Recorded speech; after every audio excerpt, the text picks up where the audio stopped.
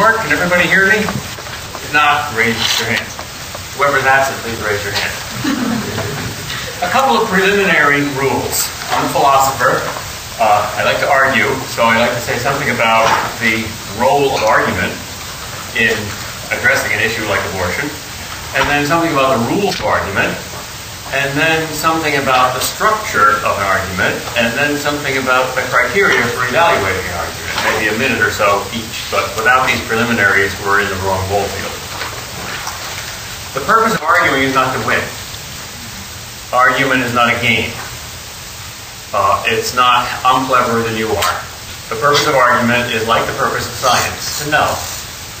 It's a means, not the only means, of knowing, of transferring us from ignorance to knowledge, a way of getting out of that cave. Philosophy is, in some obvious ways, not like what we today call science, but in some other less than obvious ways, it's very similar to what we today call science. First of all, it's about the real world. It's not about ideas, concepts, ideologies. Those are the poker chips, but not the money that you play for. Secondly, philosophy, like science, tries to prove things. There are tests or criteria.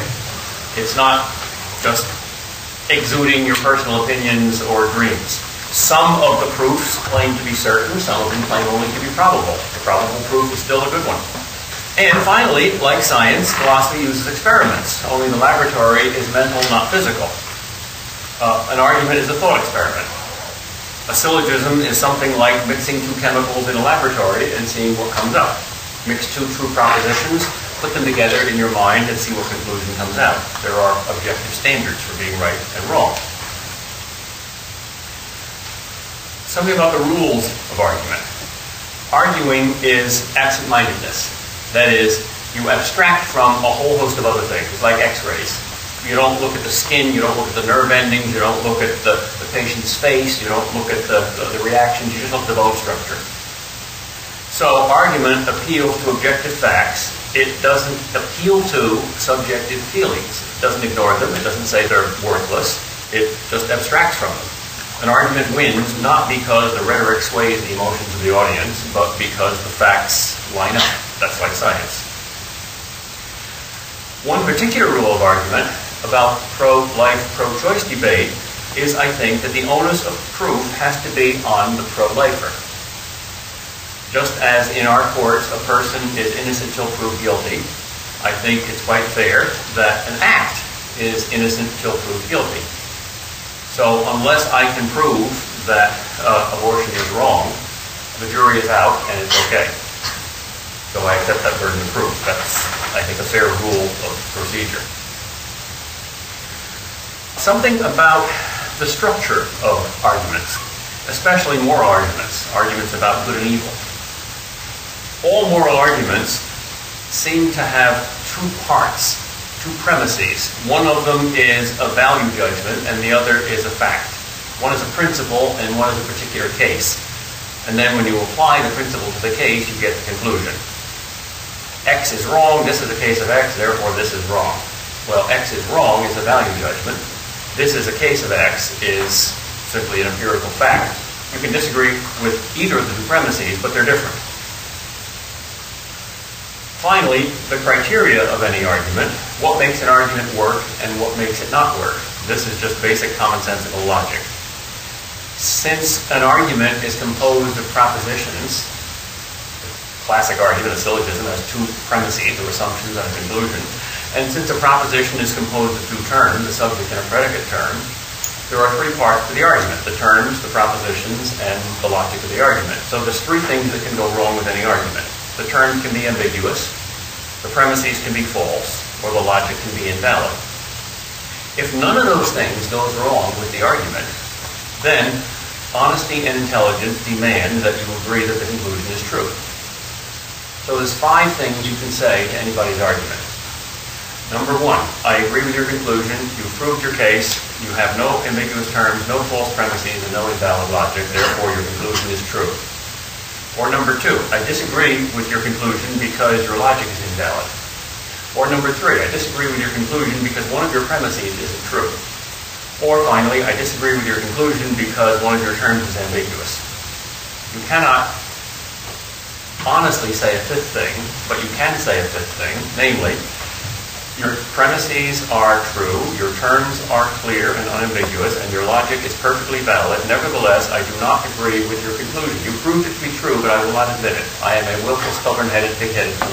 You don't want to say that. Ever. I hope. There is one very simple argument that is the essence of the pro-choice, a pro-life side. I hope that somebody tonight can refute this argument. I really do, because that would make it so much easier. That would relieve my worry, my conscience. That would make it not necessary anymore to make a big to-do of this. If somebody can prove to me that it's okay, then I have a sigh of relief. I haven't found it yet.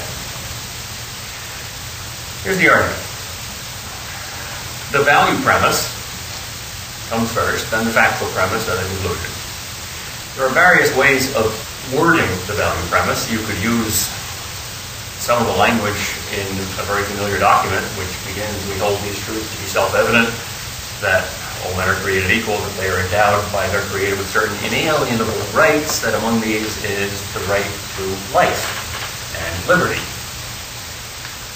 I prefer not to argue about rights. I have nothing against it, but it gets complicated. There's an easier way to do it. There's a second way you could formulate the basic principle, and that's a little too easy. All murder is wrong, and then the minor premise would be abortion is murder, therefore abortion is wrong. That's too easy because murder doesn't mean just one thing. It means one thing legally, it means another thing morally. So I prefer to word my first premise this way. It is always morally wrong to deliberately, that is intentionally, that is knowingly and willingly, one part, kill, that is force death upon by an act of violence, not necessarily an omission, not necessarily letting die, that's different than killing, an innocent person. By innocent, I simply mean a person that does not deserve death, has done nothing to justify being killed. I put that in order to abstract from the whole argument about capital punishment. I personally am morally ambiguous about capital punishment. I think I'm against it, but I'm not sure. So I don't want to argue on something that I don't feel totally confident about. But I do feel confident that it is always wrong to deliberately kill an innocent person. What's a person? Well, I'm a person, you're a person. Are all persons human persons? Are all humans persons? What's the relationship between persons and human beings? Well, there's three possibilities. One is that all humans are persons, all persons are humans. There aren't any non-human persons, and there aren't any impersonal humans. That's a fairly commonsensical position. A second option is that there are human persons and there are also non-human persons. Martians, E.T., elves, angels, persons of the Trinity, the Greek gods. You can at least imagine non-human persons. Most fantasy is about them. So it's a meaningful concept, whether you believe they exist or not. A third option is that the term person is not larger than the term human, but smaller. Some of us members of the human race, some human beings are persons and some aren't. The Nazis believed that Jews were not persons. The communists believed that capitalists were not persons. The Supreme Court, according to the Dred Scott decision, believed that black slaves were 3/5 persons, not full persons. That's an option. If you want to argue for that, then you've got an out because you don't quite agree with the first premise, or you think the term person is ambiguous in the first premise. But in order to justify that, you're going to have to make common cause with a company that's a little compromised. But we might come back to that option. All right, there's the first premise. Always morally wrong to deliberately kill an innocent person. Second, the factual premise.